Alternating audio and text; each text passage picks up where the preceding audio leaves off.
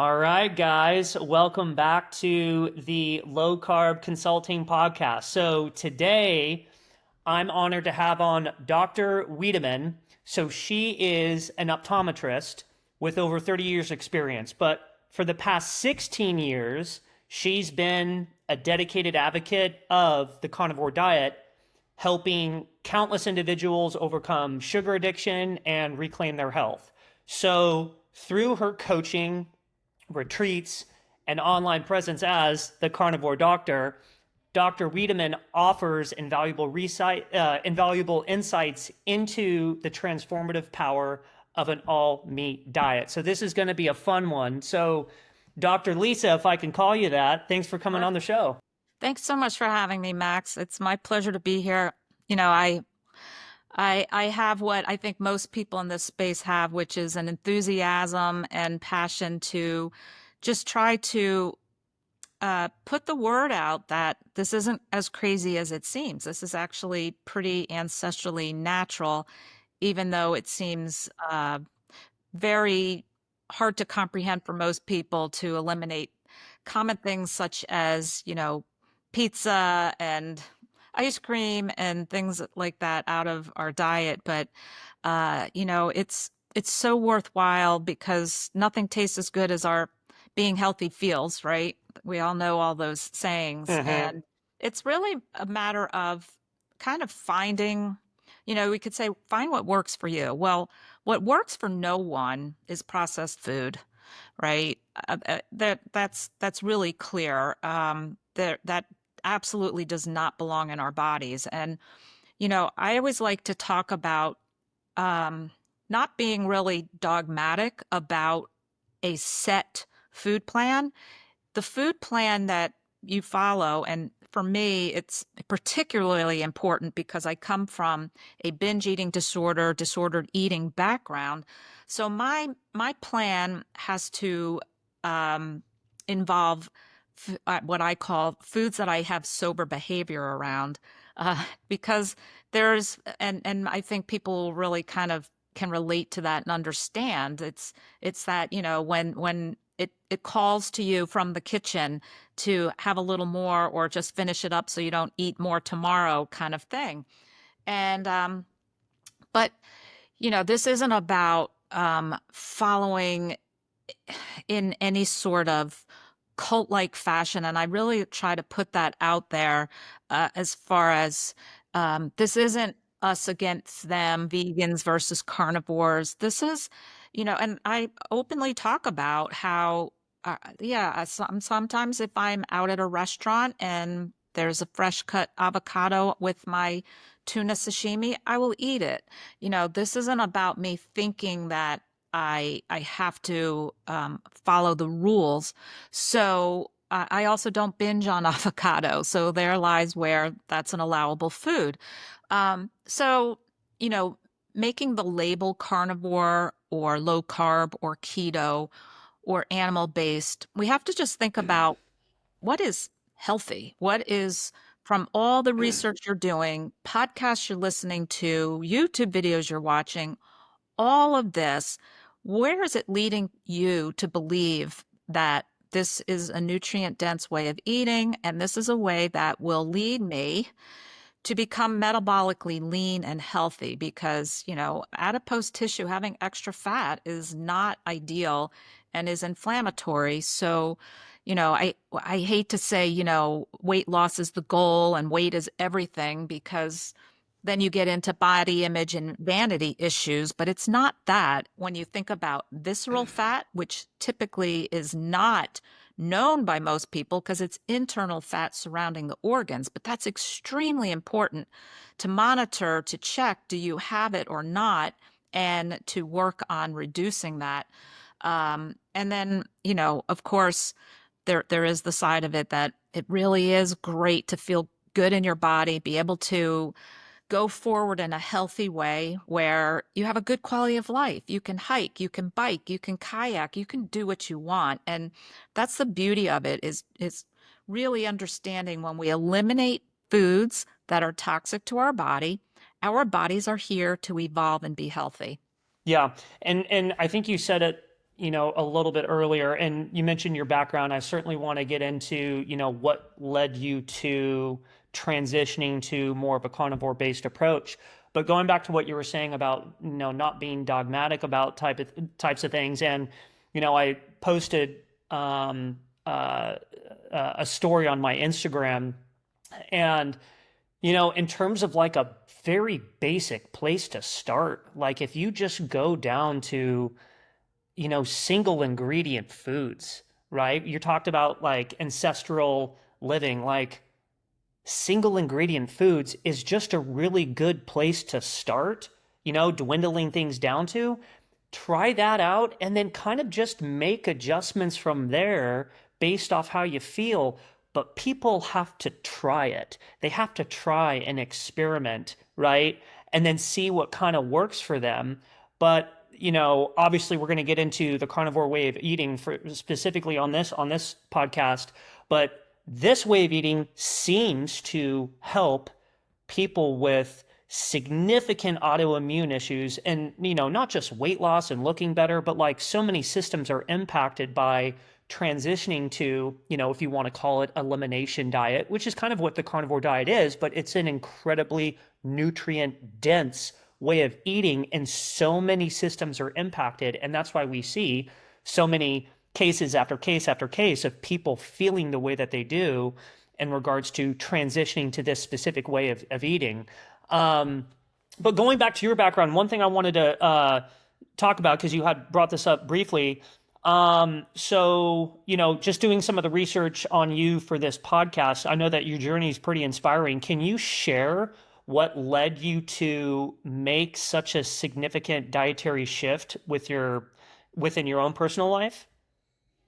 Yeah, so I always say it goes way back to, I think about when it was either my 6th or 7th birthday and I received an Easy Bake Oven. So if anybody's in my generation, I'm actually 60 years old. So, um, but yeah, and then jumping on my bike with my friends and riding over to the Five and Dime and getting the Jolly Ranchers and the Bazooka Gum and the Pixie Sticks, and not understanding it back then, but realizing it as my childhood went on. Even things like, my mom making lasagna and not being okay with just one piece, always going for seconds, and looking back at it, realizing I did have, and people say don't put a label on it, don't call it, an addiction, but I knew there was something different about me, because then as time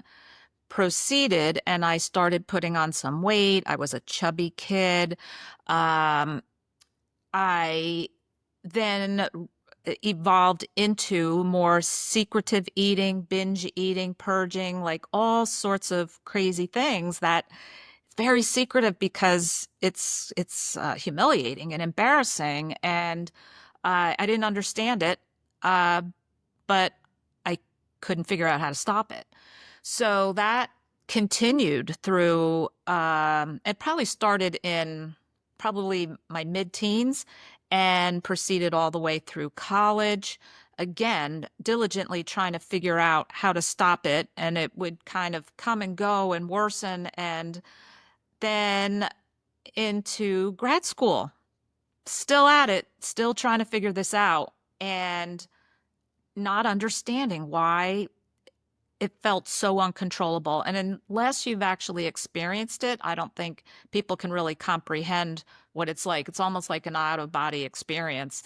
But I just kept searching, and I came across Paleolithic eating. I came across low carb was big, and this is back in the late 90s, early 2000. And then with the internet, and there's no YouTube, Facebook, or Instagram at this point, but there's the search engine, and I came across a group called Zeroing In on Health. It was a forum that was a group of people that had gotten kicked off of a low carb forum, and they got kicked off because they kind of ventured into what they called zero carb. And it was sort of like Atkins. The induction phase of Atkins is Yeah. basically carnivore, right? And they were all like, gosh, do so well on induction. Why do we have to stop? Why do we have to climb the carb ladder, so to speak? Because that's when everybody puts the weight back on that they took off doing Atkins, right? That's the proverbial, that's all what you hear. And so I was intrigued because meanwhile, I'm thinking at this point, like, wait a minute, these people are nuts. They're eating meat and drinking water. What the heck is that? Um, but I just kept reading. This was on a particular evening that I came across this, and you were able to read the journals of each person in there and comment and just communicate back and forth in these personal journals. And I came across two particular women in there that had written about overcoming their eating disorder with this. And I was like, oh, whoa, whoa, whoa, whoa, wait a minute here. What? All right, this sounds crazy, but I'm all in. I have to, I have to give this a try because I felt rather desperate at that point because addictions always worsen over time. And I felt like this was going to gradually, eventually kill me. Because there was nothing good about this situation. And so, yeah, so March 9th, 2009, 16 years ago, was when I jumped in and I couldn't believe it. I wanted to shout it from the rooftops, but nobody, way back then, everybody's like thinking I'm a nutcase. And I called it, yeah, I was kind of flying my freak flag at that point. Um, but yeah, so I got a little quiet and just went about what I was doing for like 10 years. And then maybe about 5 years ago, I saw the whole kind of explosion of this with Sean Baker on the Joe Rogan um, podcast. And people were in the comments writing, well, that's great now, but that's not sustainable. That's Hmm. not healthy long term. And I felt like I needed to raise my hand at this point because I think so. Then I was about 11 years into it. And I said, you know what? People need to understand that, heck, this is sustainable. And so I created this crazy little account called Carnivore Doctor. And the rest is history because I realized there's a lot of people out there suffering from processed food addiction, and just like you said, this should be whole foods. We are animals on earth. What are we intended to eat? Nothing that comes in a box, a bag, a bottle, or a jar. Yeah. Nothing that's coming from a factory. And so, and then the other thing that I talk about a lot when we're choosing food is you have 100% control over what goes in your mouth. And you have to make the decision. Is this food going to lead to health or harm? Yes, there's probably a little gray area, but in general, through all of the information that you've taken in through life, and now through understanding how healthy limiting processed foods is, what are we doing here? If I'm putting something in my mouth that I know is potentially can lead to harm, not immediately, but eventually, and that's really the problem with sugar and processed foods is there's no like overdose. You could die tomorrow. There's no drunken blackout. You could kill somebody on the road kind of thing. I call it like a slow suicide because gradually over time, it either gets you with arthritis, autoimmune issues, diabetes, stroke, cancer, heart disease, skin issues, like, you name it, gradually it takes its toll. Yeah, and you brought up something interesting there, going back to a lot of the processed foods, and you know, if you really think about it, right? If people are walking down the grocery aisle and they just see the amount of condiments available, cereals, crackers, bars, whatever the case is, like you're basically up against multi-million, multi-billion dollar corporations that are hiring the best of the best food engineers. Addiction experts are on staff. Exactly. Designers, marketers, teams of experts they're spending millions of dollars on in order to design food so it's crazy hyper palatable, right? So it looks attractive and appealing to you, so it tastes delicious, so you buy more of it. That's what we're kind of all up against. So it's like, no wonder why, we've got, I don't even know what the percentage is. It's like 60 or 70% of our population in the US is like obese. But it's like, no wonder why, we've got the issues that we've got, not just with obesity, but with healthcare and all the other things going on. But it's just like, yeah, like these foods are engineered to hijack our brain and our system, and they're designed for us to eat and buy more of them so they make money, but we get sicker. And then it's kind of a crazy revolving And we cycle. feed into the healthcare scam. Exactly. And that's the other thing. They're all kind of in bed with each other and how the whole entire operation works. It's And then we why. stand in line at the pharmacy and wait for the Yes. drugs that we're prescribed. Exactly. And that's what's crazy. Yeah, and it's just wild to think about how, we've gotten to this point. But again, going back to just kind of dwindling everything down to maybe like a whole foods based approach. If you're going to go buy something, take a look at the back of the ingredients. If it's got a paragraph there, like really think about like, okay, this product is designed to stay on this shelf for as long as possible and sell, right?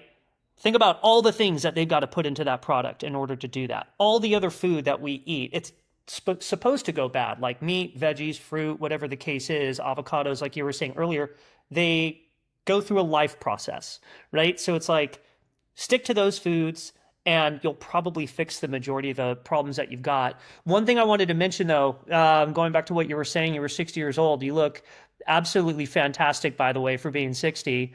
Can you maybe take me to or walk me through? So, when you initially started diving into carnivore 16 years ago, right? What did you kind of start off with? And then how did the diet slightly change or evolve, if any, over the time to where you're at right now? Wow. Yeah. So I prior to that day of finding that group, I had like I had mentioned, things like paleo. I read a book by Ray Audette called Neanderthin. I read a book called The Schwarzbein Principle. And so I was starting to try to get an understanding and realized that I really needed to eliminate flour and I needed to eliminate processed foods. So that came down to realizing that, wow, I had adult acne on my neck. I actually have before and after pictures on my Instagram account that totally cleared up within like 2 weeks. And I said, wow. So there's the first big light bulb. Like, this is very powerful, what we eat and how our body responds to it. So I was, and this was pretty much, I will say, way before the whole keto movement, because I didn't really hear about keto or jump into keto, or else I probably would have. But it was really basically paleo, which, you are eating meat, seafood, eggs, nuts, vegetables that you could eat raw, like anything that you could, if you were out on the savannah with a sharp stick, what you would eat. But I realized that I was still lapsing back into my addictive foods. And I ended up, it was really not until I came across that group of people, and I'm going to segue into this, Max, and just say one of the most important things, and I've been now coaching people for the past, let's say, 15 of those 16 years, um, is having a community and having a group of like-minded people, because it's very isolating and it's very difficult when you have people, well, I call them naysayers, people who kind of attack, maybe that's a little harsh term, but are, or sabotage.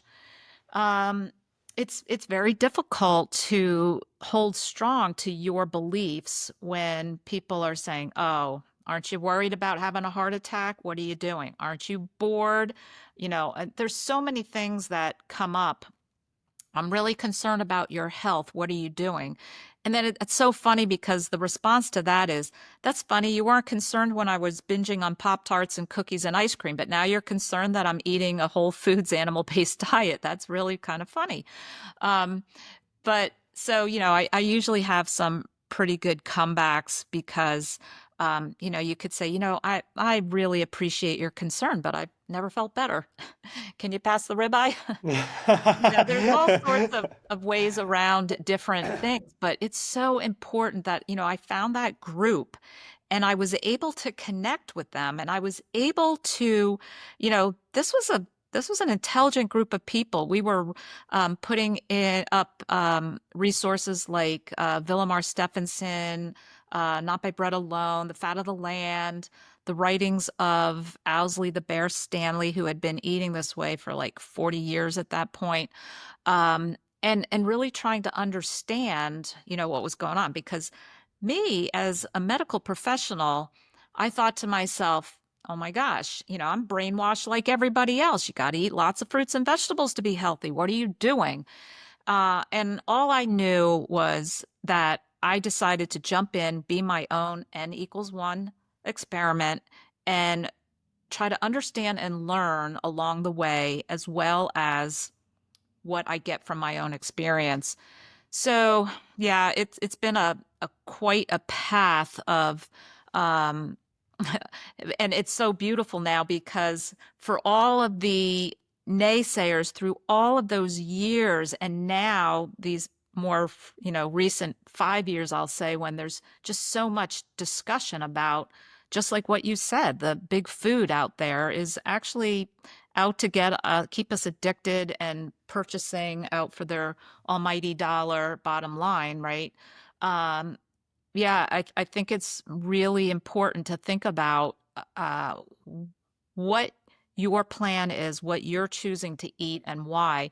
And for me, as far as to the last part of your question, because I might have already skipped a couple other parts of the question, but No, it's okay. here is how it's evolved for me is sort of what I was saying before, is realizing that this is not. In my world, in my opinion, from what I've been doing, this is not so black and white where I have to either be in the club or not. And again, things like um, kefir, fermented sauerkrauts, kombucha, like all of these kind of things. I don't feel they're detrimental to anybody's health, and they might be good for somebody's microbiome. And things like pickles or avocado or olives, you know, are they carnivore? No. Am I set on having to have a label? No, I'm set on what I feel is going to be a sustainable way. So, yeah, but for the most part, meat, seafood, eggs are a big part of my diet. And I also, if you want to get into the coffee discussion, I really feel like everybody should be off the bean because it's actually a seed that's, roasted, burnt, crushed, boiling water poured over it. And we're attacking our, adenosine receptors and putting ourselves in fight or flight.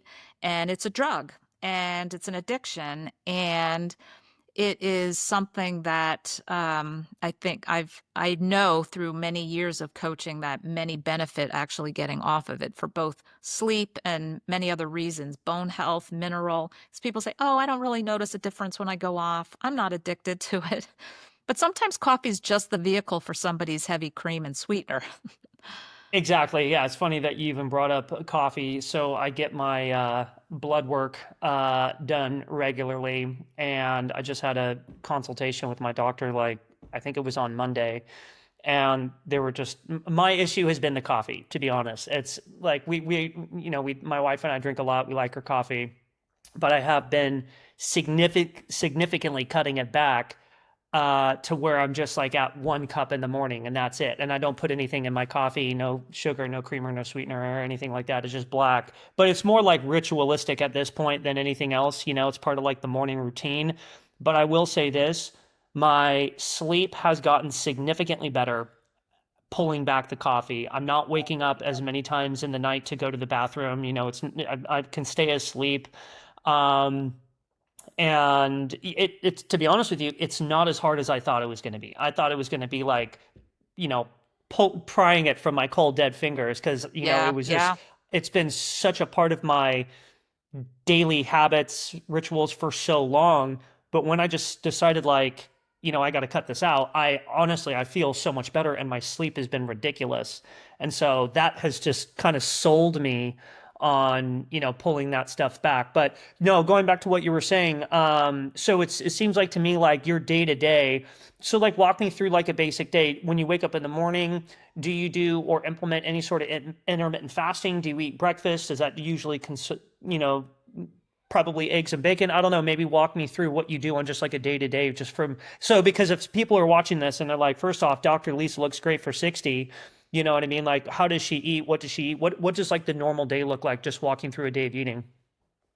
Yeah, so I have I'm very analytical and I love to explore a lot of different things. So yeah, intermittent fasting, dry fasting has been something I got into because it was so profoundly easier than a water fast and more effective. So I was like, wow, there's got to be something to this. So I started digging into that a little bit. I have a couple YouTube videos about that. Um, but for and you know, there are benefits, of course, to fasting, but I didn't want to have to use it as my weight control tool because, you know, realistically, who wants to fast 2 or 3 days a week every week? Some people do. Um, but yeah, if I, and I always, I like to talk about, you know, drink when you're thirsty, eat when you're hungry. People say, oh, I got to drink a gallon of water a day. I'm like, really? Do you think that your body naturally is able to trigger you to drink when you're thirsty? But and for hunger, yeah. So most of the time I don't get hungry until usually 9, 10, and it's usually leftover grilled meat that's in my refrigerator. I don't typically have eggs and bacon for breakfast. But yeah, it can be anything. So, and then I have sort of naturally evolved into what we call two mad, which is 2 meals a day, because that's pretty much where my hunger lies. I eat enough at the meal, and then it's typically 5, 6 hours later. I try to have my last meal prior to 6 o'clock. Um, and you know, a lot of people ask, "Well, what do you snack on? What's your snacks?" And I'm like, I don't really need to snack because I get hungry and I eat my meal. And then when I get hungry again, I eat my next meal. So, you know, and when from a coaching standpoint, from dealing with people who are in need to lose weight, it's talking about how snacking is really typically an emotional event. Um, it's for entertainment. Uh, and what am I doing? So we could say, well, what is a valid carnivore snack? Well, we could say um, pork rinds, some cheese, some salami, um, pretty much anything. You could just snack on bacon, right? That's there's a thing pemmican, which there's a company Carnivore Bar, and that's great. But again, these things are like, what am I doing? Am I hungry and wanting to snack? But if I'm hungry, let me eat a nutrient dense, beautiful meal of, you know, meat, seafood, eggs.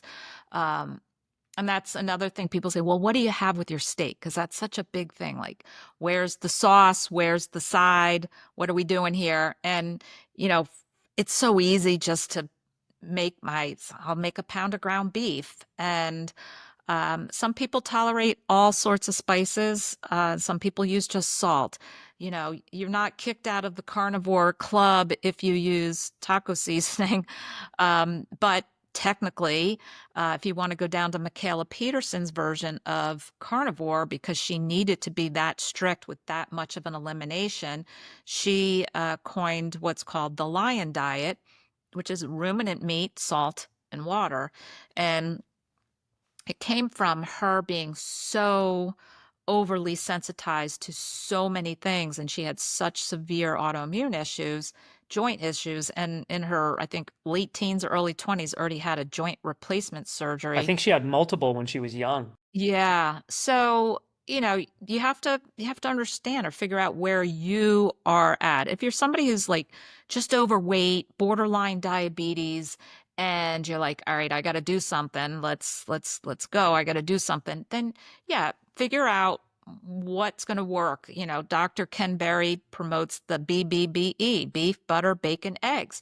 And that is something that people are typically able to adhere to because, It's absolutely hey, delicious too. yeah, I've got a set rules. Yeah. And then, so ruminant meat, salt, and water, going back to the lion diet, we're talking about ruminant meat is basically a hooved animal that has multiple rumen stomach.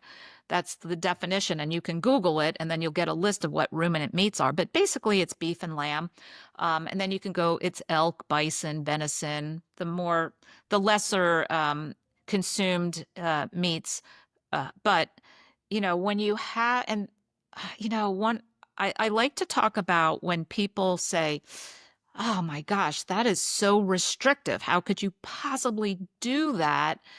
And I come back at them with the fact that every time I did, and I like to call it limiting instead of restricting, where I've limited myself to, let's say, beef, butter, bacon, eggs, right? You've got the BBBE rule.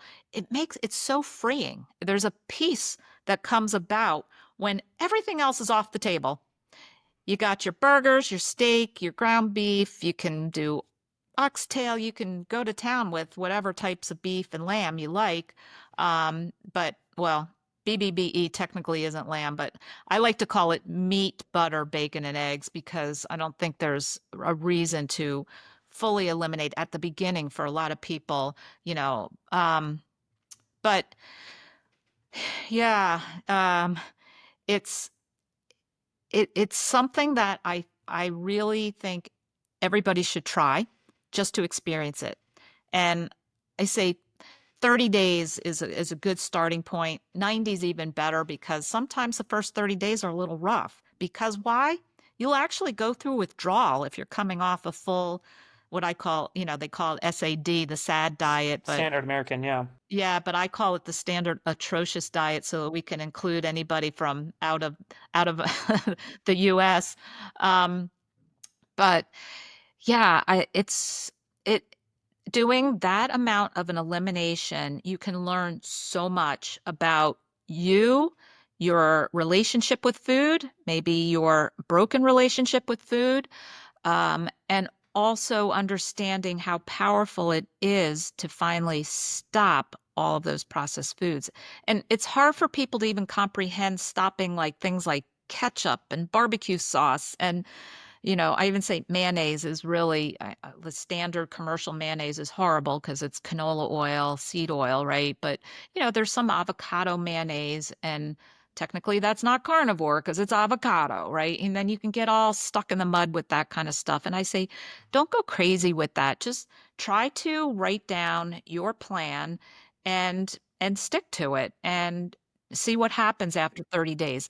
The majority of people after 30 days go, well, heck, that was pretty incredible. I'm doing 30 more. Why would I go back to what I was doing and the way I was feeling? And, it will evolve over time of what you end up like. For a lot of people, if you notice the beef, butter, bacon, and eggs, butter technically is dairy, and some people tolerate it, some people don't, but it's a little bit in a separate category from cheese and heavy cream and sour cream. And that is really ideal for people to at least do a trial period of eliminating because dairy typically will have negative effects as far as autoimmune issues. So anybody with skin issues, arthritic issues, dry eye issues, we can even get into some eye uh, Yes. concepts of this whole thing I, too. I have some questions on that too, but go Okay. ahead. Go ahead. But so, and I will say, for the majority of people, and I know this through all over a decade of doing a lot of coaching, is, weight loss is a big concern. And dairy is no favor to weight loss. Dairy is intended for a mama animal to fatten up and get their baby animal to grow. So why would I think eating that is actually going to help lead to weight loss? Um, but I I also add to that at the beginning, sometimes this way of eating becomes so limiting that It's having at least the flexibility of recipes with cheese, you can make chaffles, you can make, the cheeseburgers, all that. I will say, honestly, for me at the very beginning, I don't think I could have really transitioned into this whole thing without having cheese as a bit of a crutch because I made so many different awesome recipes like cheeseburger pie, and I have some of them over on my YouTube channel. I have buffalo chicken magic, which is incredible. Again, you can do a lot of great things with cream cheese and sharp cheddar, and to make this transition much easier because heck, I say the rules are simple, but execution is not easy when we're so habituated into our food system. And it's so connected to socializing. Our mm, friends, our family, our coworkers, right? Our holidays, the traditions.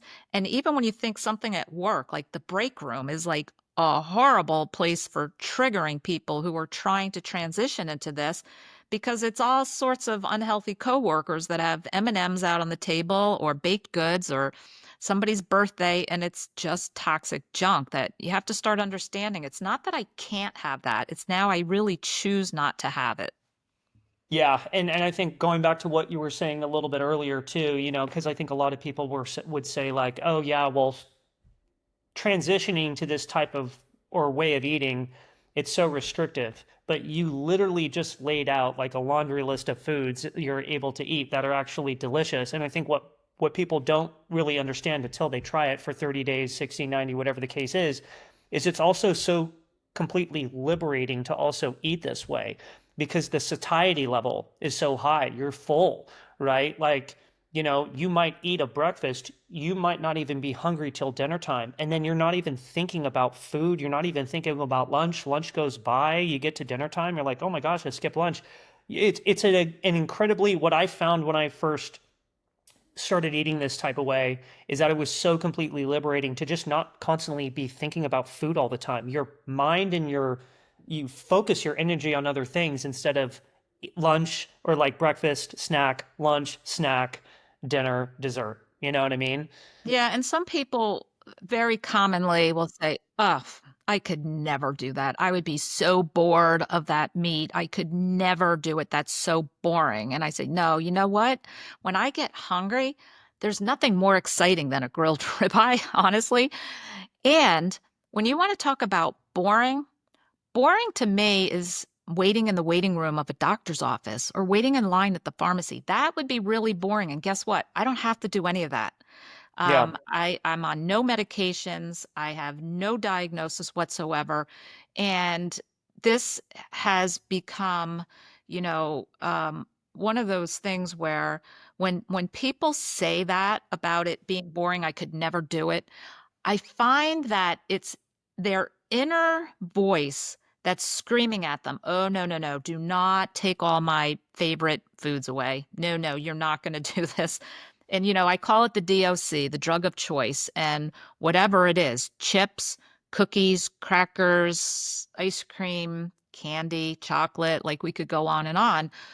But whatever it is, that's going to scream for you to hold on to that and not want to give it up. And that's the other thing that I will say, just adding one last thing about the whole coffee thing, is I find people grasp onto it for dear life.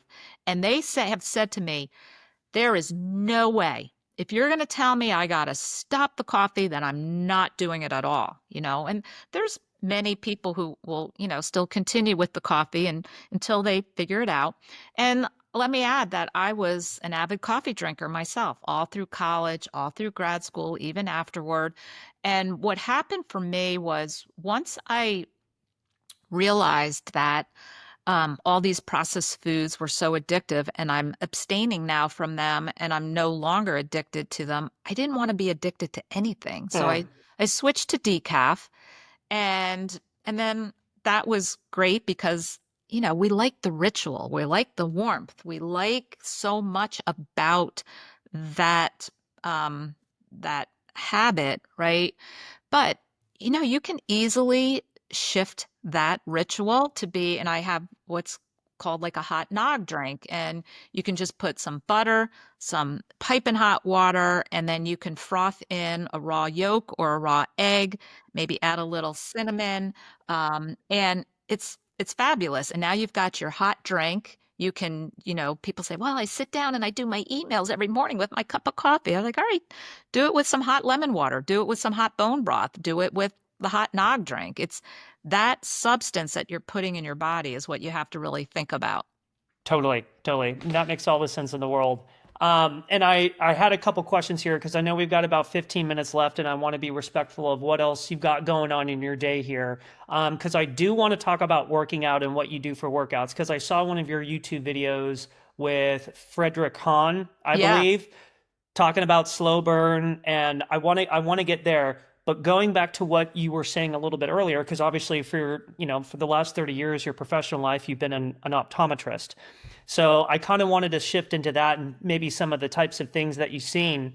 But, I would say as being an optometrist for as long as you've been one, what are some of the like crazier types of shifts and changes? Because I'm sure when you have clients or patients come in, you give them maybe a little bit of advice on some things to change where they would see some benefit from.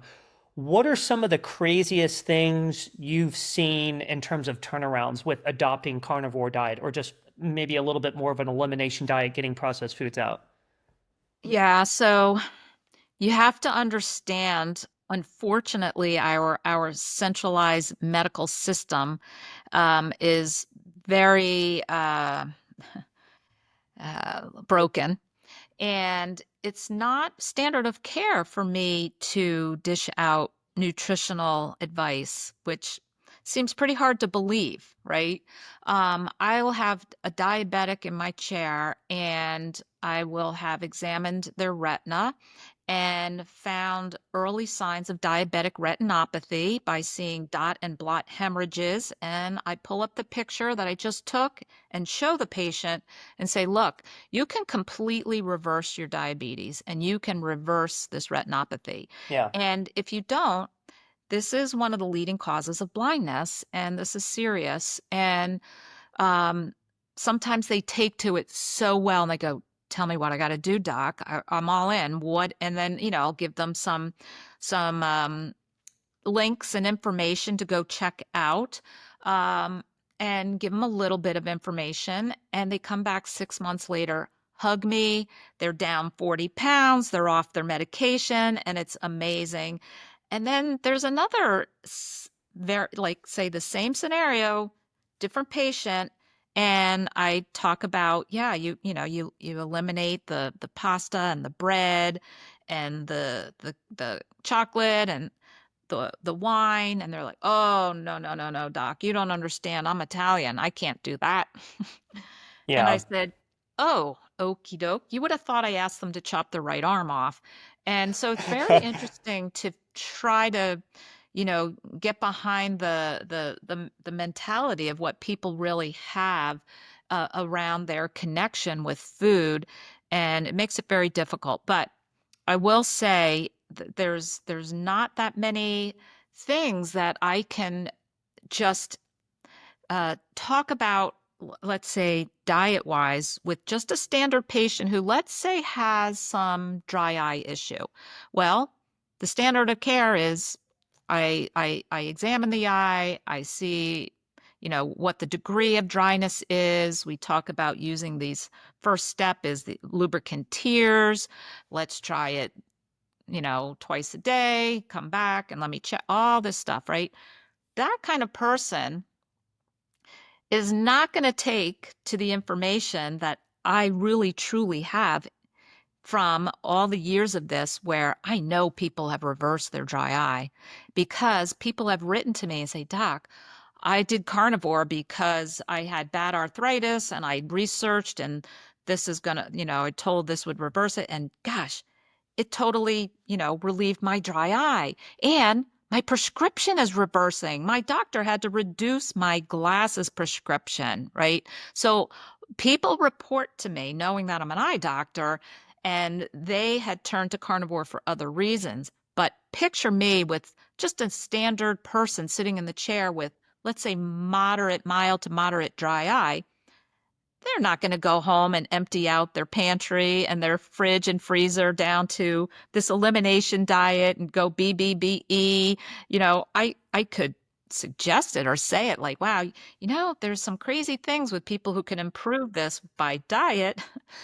And but so it's a difficult thing professionally, but I will absolutely um, say this as far as vision and eye health and changing to whole foods type diet is our bodies are trying at all times to heal every organ system, right? So we know it can cure psoriasis and eczema and acne, right? Skin is one of the largest organs of our body. We know that it can resolve like Hashimoto's and thyroid issues, right? We know that it can help with depression and anxiety. That's inflammation of the brain, right? So if anybody writes to me and says, my doctor diagnosed me with early macular degeneration or this or that or the other thing, it's not going to hurt to clean up your diet, and it's changing all these other organ systems. Why do we think it would avoid healing the eye? And like I said, it's very, very definite in my mind that changing to a whole foods diet is very healing for the vision and ocular system. But there's other things that are in addition to the diet, if we got into it, which is the sunlight. And if we want to go there, I'm an eye doctor who is one of the very, very, very rare few who will tell you to not wear sunglasses, and that sunglasses do not prevent cataracts or macular degeneration. And that when you wear sunglasses, you are telling your brain that it is nighttime, and then you are predisposing yourself to a sunburn on your skin because your brain's not getting the signal of the light that's coming in. And there's so many other aspects of that. I always thought going through school that our eyes were for vision, our eyes are for seeing. And it's so bizarre to me to now learn all these years later that there are so many different photoreceptors and different ganglion cells in our eyes that are not part of seeing, but actually our eyes are connected to the brain and connected to the pineal gland and the suprachiasmatic nucleus, and all sorts of important signaling is done through the sun. So red light therapy is important, and you can do it for free by getting up at sunrise and getting exposed the first hour or two of sunrise. Wait, I just wanted to make sure I caught that correctly. So going back to like the eyes and sunglasses, so are you basically saying, maybe I don't have this right, but are you saying like by wearing sunglasses, you can actually increase the rate of like a sunburn? Yeah, yeah, yep, yep. What? That's crazy. I know there's some really, really great information about that. And a lot of science behind it too, about how the signals that we get from the sun actually prepare our skin with the melanin It's really intriguing. We could do an entire podcast just on circadian biology and the importance of the eyes, the brain, and the skin are actually the three things. Eyes, brain, skin are what are formed by the same, when we're an embryo, the same neurological layer, and they're all interconnected. Yeah. Wow, that's kind of cool. That's really cool. I did have a couple other questions here for us before we wrapped up here, because I wanted to, like I said earlier, get into, what you're doing like on a daily, weekly basis when it comes to like strength conditioning, whatever the case is, because I'm sure too, when people go and see your Instagram, you're 60 years old, but you're very in shape and you look great. So what does your, let's say, your strength conditioning workout regimen look like and I have a feeling you don't work out every day. That's where we're probably going to get into here. Yeah, But what no does that look gym like for rat, you? no gym rat, Max. It's not ideal. Not ideal. We need time between to, that's when all the magic happens, is when you're Don't tell me actually, that. Don't tell me when you're that. not working out. No, and I really go down some deep rabbit holes when I really try to understand things and figure out. Um, it's such a beautiful thing that when I did figure out about this weight training thing, is that all it takes is twice a week for 30 minutes. And if you dig into Fred Hahn, there's also Ben Bakicchio, Yeah, I've read his um, book. Yeah. yep, and Doug McGuff. Um, and there's even some old time bodybuilders who adhere to this. And it's basically one set, very, very slow motion. So the other beautiful thing is you're not herking and jerking a kettlebell around, not to diss the CrossFitters out there, but that keeps the physical therapists in business and the orthopods. Sure. But you will not injure yourself on this because it's an extremely slow motion with a heavy enough weight that causes you to reach muscular failure between 60 and 90 seconds. And then you move on to the next machine. And the studies show that when you work out once a week, you'll get 70% of the benefit, twice a week, 93% of the benefit to muscle building. So adding a third day, you're only getting 7% more. So I kicked the third time to the curb because I got a lot of other things I need to get done. And I mean, as much as you could say, well, I enjoy the gym, but I do, but I love the fact that I can be, and at 60, like I didn't really seriously start this until I guess it was about 4 years ago.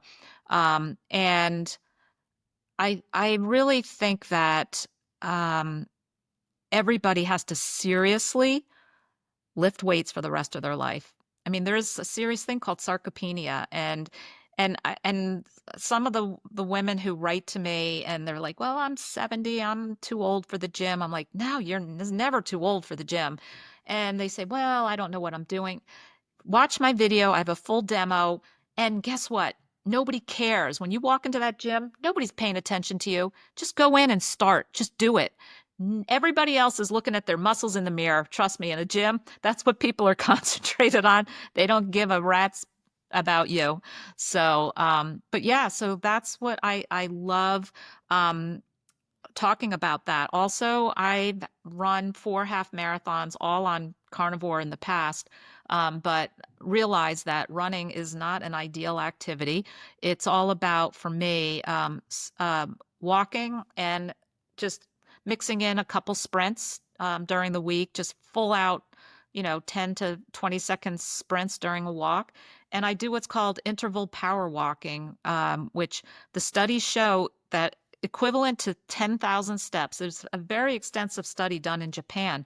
That all you do 30 minutes and you alternate between walking as hard and as fast as you can for 3 minutes, Mhm. then 3 minutes of a comfortable walk, then 3 minutes of extremely fast. And you do that for 30 minutes, and the results were even better than the group that walked 10,000 steps. So pretty powerful. So yeah, that's what I do. I do interval power walking. I try to do that every single day and then twice a week. only twice max on the on the heavy lifting. I know, I know. So I would say, please God, don't look at my Instagram page because it's just basically me like working out and swinging kettlebells, like you were just saying, and like running. And of course, too, like I'm dealing with like a knee issue from the running because I run a lot of half marathons. But like I'm a big kettlebell guy, I'm a big CrossFit guy, I'm a big workout guy. It's just a big part of my life.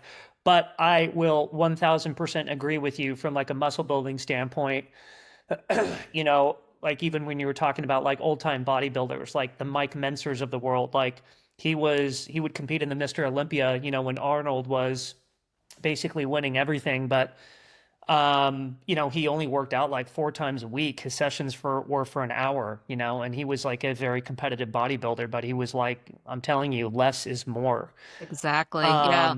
Yeah, and that makes a lot of sense. You hit one set till failure, you work out the full body. You do one set till failure, till you can't do it anymore. You send the message to the muscle group that tells the muscles they need to Gotta build adapt. stronger. Yep. Yep, and then you rest, and then you're kind of, you come back a couple days later. It just, I would say at this point, you could probably argue like my situation with working out is probably a slight addiction slash dependency, to be completely honest. Yeah. So Max, I always talk about this because I have so many people like in my membership group that we talk about cross addiction. And for Yeah. many people, they are recovered alcoholics that switched onto sugar. Well, I call it processed foods because that's really, I mean, honestly, that's what it ends up being. And then we could segue onto you know, anything and everything. I have people who start binge watching Netflix, and the cross addiction thing is real. And I always say, show me a triathlete who actually isn't cross addicted onto the training of that. It's kind of crazy. Well, one thing I would say, because like, because part of my podcast is I interview a lot of strength and conditioning athletes, endurance athletes, but when you look at some of the most, um, when you go on Instagram and you're looking at all the endurance athletes, like some of these people are you know, um, like alcoholics. Like a lot of them had like troubled pasts with drugs, alcohol, whatever the case is, and they shift a lot of their energy, albeit like a good shift, Much better addiction to have a for sure. much better addiction to have, but like they basically take that energy that was just as intense with drugs and alcohol, and then they shift it into another direction. But I think probably what we're ultimately getting at here is, you know, running like 100 mile, or the endurance athletes that do the 100 to the 200 the 300s, like, we take a look at David Goggins, who's all over the internet. But I was just listening to a Joe Rogan episode the other day where it's like David Goggins has also had like a multitude of different knee issues and surgeries that enable him to keep going. And it's like, how long, what he does is incredibly inspirational to so many people, when But he's at what price, right? yeah, but for his own personal health, like how long could he realistically keep doing what he's doing? And I hope he does it forever, obviously, but there is a point in time where the body does break down. Right. Right, right. Okay. I know But not we're with walking. not with walking, and you know what? No, that's great too. Like, what do you think about? I had one last question here before we kind of start wrapping up things. But what do you think about things like walking with weight?